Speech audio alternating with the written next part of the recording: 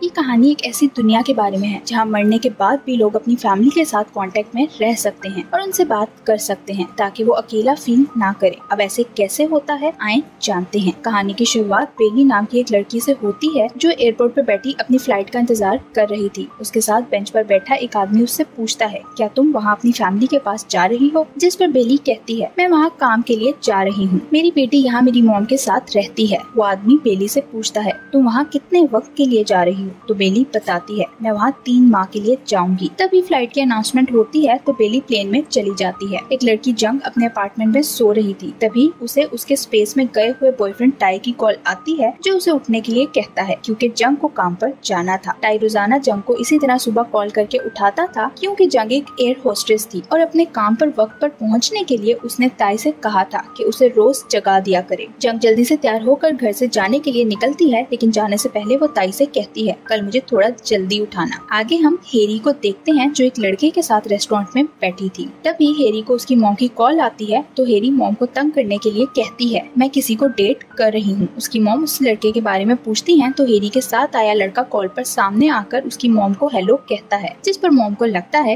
यही उसका बॉयफ्रेंड है। हेरी कॉल बंद कर देती है और फिर वो दोनों रेस्टोरेंट से बाहर जाने लगते हैं। तो वो लड़का हेरी से पूछता है, क्या मैं तुम्हारा फेक बॉयफ्रेंड बनकर तुम्हारी मदद कर सकता हूँ? तो हेरी मान जाती है। रात को डिनर करते हुए वो दोनों हेरी के मॉम डैड से वीडियो कॉल पे बात करते हैं तो वो लड़का अपना नाम हायुन बताता है। हेरी के डैड हायुन से उसकी फैमिली के बारे में पूछते हैं। हेरी के मॉम डैड खुश थे कि उसे अपने लिए आखिरकार कोई लड़का पसंद आ गया, लेकिन वो नहीं जानते थे कि सच क्या है। बेली अपनी बेटी से वीडियो कॉल पर बात कर रही थी जब अचानक उसका एक साथी उसे और बाकी सबको आवाज देकर बुलाता है क्योंकि उसे कुछ मिला था। बेली जल्दी में कॉल बंद करके वहाँ से जाने लगती है, लेकिन तभी उसे एक फ्लैशबैक आता है। एक बार वो ऑफिस में काम कर रही थी और उसे उसकी बेटी की कॉल आई थी तो बेली कॉल अटेंड करके उसकी बात सुनने के बजाय उसे कहती है, अभी मैं बिजी हूँ, बाद में बात करूंगी। प्रेजेंट में ये याद आते ही बेली को एहसास होता है वो अपने काम की वजह से अपनी बेटी को हमेशा इग्नोर कर देती है, इसलिए वो वापस जाकर अपनी बेटी को कॉल करके उससे सॉरी कहती है। जंग हॉस्पिटल जाती है जहाँ टाई एडमिट था जिसे ब्रेन हेमरेज हुआ था। जंग डॉक्टर से बात करती है तो वो बताता है टाई को ब्रेन हेमरेज की वजह से अपनी डेली लाइफ में अब कुछ प्रॉब्लम्स फेस करना पड़ेंगी, इसलिए तुम्हें उसकी मदद करना हो। कुछ देर बाद जंग टाई को लेकर अपने घर चली जाती है। अगली सुबह टाई जंग के लिए नाश्ता बनाता है। इसी बीच वो गर्म पानी की केटली उठाकर अपने हाथ पर डालने लगता है, जो देखकर जंग तुरंत उसका हाथ पकड़कर पानी नीचे गिरा देती है। जंग को डॉक्टर की बात अब समझ आ गई थी कि टाई डेली लाइफ में अकेले सरवाइव नहीं कर सकता। दूसरी तरफ बेली अपनी बेटी से बात करने के लिए कॉल करती है, लेकिन वो सो चुकी थी। बेली की मॉम कॉल बंद करने लगती है तो बेली उन्हें रोक देती है। वो अपनी मॉम से अपनी बेटी का ख्याल रखने के लिए थैंक्स कहती है, लेकिन उसकी मॉम उसे कोई जवाब नहीं देती। बेली अपनी मॉम को एक चीज दिखाती है और कहती है, क्या मैं आपके लिए और आपकी फ्रेंड्स के लिए ये गिफ्ट के तौर पर ला सकती हूँ? तो उसकी मॉम कहती है, मुझे कुछ नहीं चाहिए। फिर वो बेली की बात सुने बिना ही कॉल काट देती है, जैसे वो उससे नाराज हो। अगले दिन बेली एक बाजार में घूम रही थी जब उसे वही आदमी पीछे से आवाज देता है जो बेली को एयरपोर्ट पर मिला था। बेली उससे बात करते हुए कहती है, मुझे ऐसा लग रहा है मेरी मॉम मुझसे कुछ छुपा रही है। तभी उस आदमी को हेरी आवाज देती है। ये आवाज उसे बगैर किसी फोन के आ रही थी और हेरी भी वहाँ मौजूद नहीं थी। हेरी उसे संग कहकर बुलाती है तो संग बाथरूम का बहाना करके वहाँ से उठकर एक रूम में जाता है और एक स्क्रीन के सामने खड़े होकर हेरी से बात करता है। हेरी उसे बताती है बेली की मॉम इस महीने के एंड पर सर्विस खत्म करवा रही हैं। ये सुनकर संग उस रूम से बाहर निकलकर वापस उसी जगह जाता है जहाँ वो बेली के साथ था।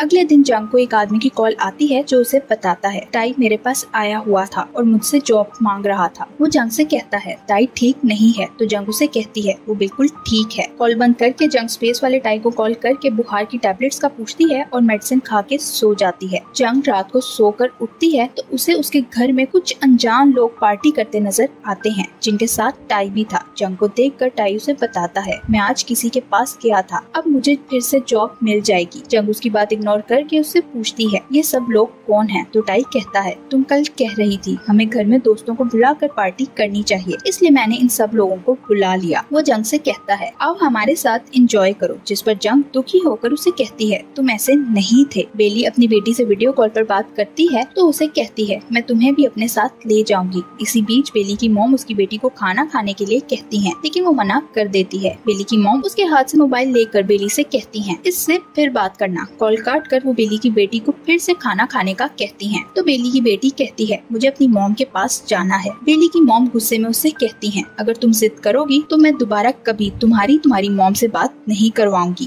बेली अपनी मॉम को कॉल करती है तो उसकी मॉम गुस्से में उससे कहती है, तुमने अपनी बेटी के साथ झूठ क्यों बोला कि तुम उसे अभी अपने साथ ले जाओगी। बेली कहती है, मैंने इसलिए कहा ताकि वो आपको तंग ना करे। बेली की मॉम उसे बताती है, मैं उसे लेकर वापस चाइना जा रही हूँ। तो बेली कहती है, अभी आप वापस नहीं जा सकती, मैं वापस आऊंगी तो इस बारे में बात करेंगे। लेकिन मॉम उसे कहती है, तुम कभी वापस नहीं आओगी। जंग टाई की वजह से बहुत परेशान थी, इसलिए वो उसकी डॉक्टर के पास जाती है और उसे बताती है। टाई रात को घर से चला जाता है और बाहर घूमता रहता है। वो डॉक्टर से कहती है, टाई बहुत ज्यादा बदल गया है, जिस पर डॉक्टर कहती है, टाई अभी कोमा से उठा है, इसलिए उसे ठीक होने में थोड़ा वक्त लगेगा और तुम्हें उसका ख्याल रखना होगा। लेकिन इस सब के बावजूद जंग टाई से बहुत ज्यादा निराश हो गई थी। अगले दिन जंग जल्दी में अपना फोन घर भूलकर एयरपोर्ट के लिए निकलती है। उसके जाने के बाद उसके फोन पर कॉल आने लगती है तो टाई उसका फोन उठाकर देखता है, लेकिन तब तक कॉल बंद हो चुकी थी। उसी वक्त जंग वापस आती है और टाई के हाथ में अपना फोन देखकर उसे कहती है, तुम मेरा मोबाइल क्यों चेक कर रहे थे। टाई कहता है, मैं ऐसा नहीं कर रहा था। लेकिन जंग उसकी बात का विश्वास नहीं करती। वो टाई से कहती है, तुम मुझे हर्ट कर रहे हो, जिस पर टाई सॉरी कहता है तो जंग चली जाती है। जंग अपार्टमेंट से बाहर आती है तो उसे स्पेस वाले टाई की कॉल आती है। रात को जंग काम से वापस आती है तो उसे बिल्डिंग के बाहर फायर ब्रिगेड की गाड़ी और कुछ लोग इकट्ठे हुए नजर आते हैं। वो टैक्सी से उतरकर देखती है तो उसे पता चलता है उसके अपार्टमेंट में आग लग गई थी। सीसीटीवी कैमरा की फुटेज से पता चलता है ये आग टाई के अपार्टमेंट से निकलने के बाद लगी थी। जंग और टाई से इन्वेस्टिगेशन की जाती है। ऑफिसर जंग से पूछता है, क्या तुम्हें टाई के बिहेवियर में कोई बदलाव महसूस हुआ है, जिस पर जंग मना करते हुए कहती है, टाई ने ये सब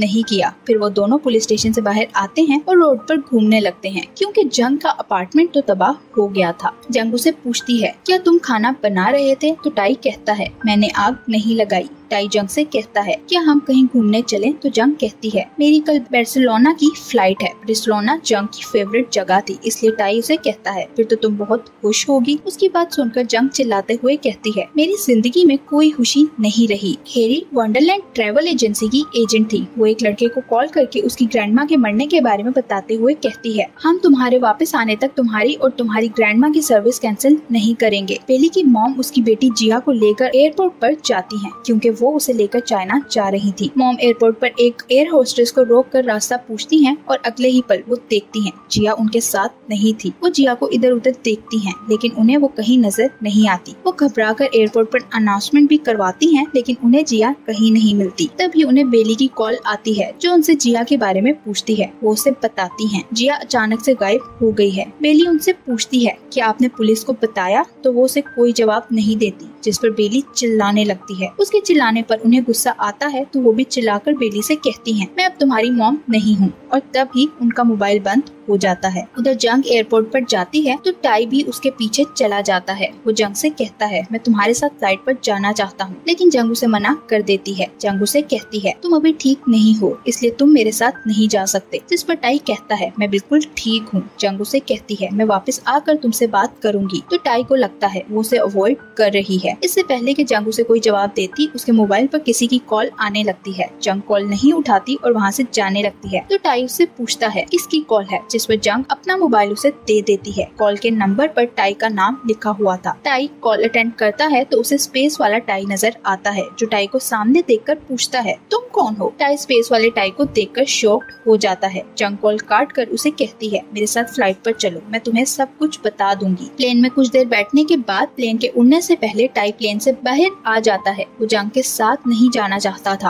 और जंग नहीं जानती थी कि उसके दिमाग में क्या चल रहा है। बेली को सपने में जिया नजर आती है, जो उसे कहती है, मॉम मैंने आपको ढूंढ लिया। बेली उसे पकड़ने की कोशिश करती है, लेकिन वो उसे कभी बीच पर नजर आती है और कभी एयरपोर्ट पर। बेली उसे नहीं पकड़ पाती और तभी बेली की आंख खुल जाती है। वो घबरा कर वहाँ से जाने के लिए अपनी कार में बैठती है। उसके साथी उसे रोकने की कोशिश करते हैं, लेकिन वो किसी की बात सुने बिना वहाँ से कार लेकर निकल जाती है। वो सहरा में कार चलाते हुए एक ऐसी जगह पहुँच जाती है जहाँ उसे अपने सामने बहुत ज्यादा मिट्टी उड़ती हुई नजर आती है। बेली अपनी कार उस उड़ती मिट्टी के बीच चलाने लगती है, जहाँ आगे जाकर हर तरफ अंधेरा था। बेली को कुछ नजर नहीं आ रहा था, फिर भी वो अपनी कार नहीं रोकती। उधर वंडरलैंड में हायून को बेली के बारे में पता चलता है तो वो हेरी को बताता है। बेली फिर से एक्टिवेट हो गई है। हायून कहता है, मैं बेली को डीएक्टिवेट करने की कोशिश कर रहा हूँ, लेकिन वो नहीं हो रही। हायून की बात सुनकर हेरी संग को आवाज देती है। सीन शिफ्ट होता है और संग को दिखाया जाता है, जो उसी सहरा में कार चलाते हुए उस रास्ते पर जाता है जहाँ बेली गई थी।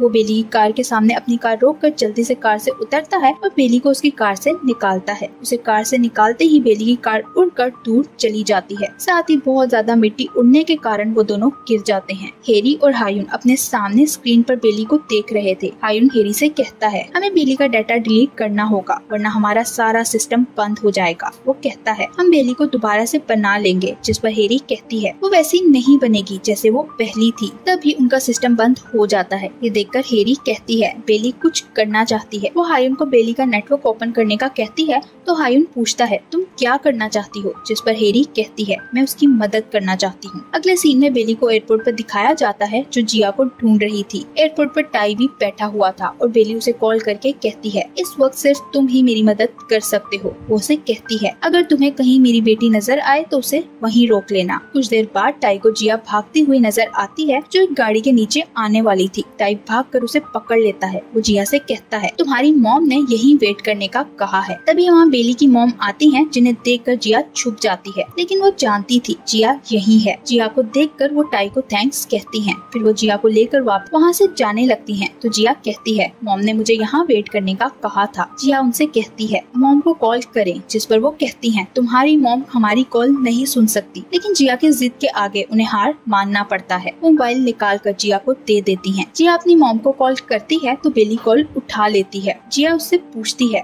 मॉम आप कहाँ हैं? तो बेली बताती है, मैं एयरपोर्ट पर हूँ। जिया कहती है, मैं आपको देख नहीं पा रही। तो बेली उसे बताती है, मैं मर चुकी हूँ। ये सुनकर जिया बेली की मॉम को देखने लगती है जो बेली की बात पर रोने लगती है। जिया बेली से कहती है, क्या अभी भी आप मुझे स्टोरी सुनाओगी? तो बेली हाँ कहती है। फिर बेली अपनी मॉम से बात करती है तो वो उसे कहती है, तुम्हारी बहुत याद आती है। बेली अपनी मॉम से कुछ बातें करके कॉल बंद कर देती है। इधर वंडरलैंड में हेरी और हायुन दिखाए जाते हैं। उनका सिस्टम रिस्टोर हो गया था। कुछ देर बाद हेरी को जंग की कॉल आती है। जंग हेरी से कहती है, मैं अपनी सर्विस डीएक्टिवेट करवाना चाहती हूँ। हेरी इसका कारण पूछती है तो जंग बताती है, टाई कोमा से बाहर आ गया है, इसलिए अब मुझे वंडरलैंड के डिजिटल वर्ल्ड से उस स्पेस वाले टाई के साथ कनेक्टेड रहने की जरूरत नहीं है। अब यहाँ सारी कहानी रिवेल होती है कि ये वंडरलैंड एक ऐसी दुनिया थी जहाँ लोग मरने के बाद भी अपने प्यारों के साथ इस डिजिटल वर्ल्ड के जरिए कनेक्ट रह सकते थे। जंग टाई को स्पेस वाले टाई और वंडरलैंड के बारे में बता देती है। टाई उसकी बातें सुनकर वहाँ से चला जाता है। जंग को उसके साथ बिताए वक्त याद आने लगते हैं। वो टाई के बगैर नहीं रह सकती थी, इसलिए भागकर उसके पीछे जाती है और उसे हक कर लेती है। आखिरी सीन में बेली और संग को दिखाया जाता है जो एयरपोर्ट पर उसी बेंच पर बैठे हुए थे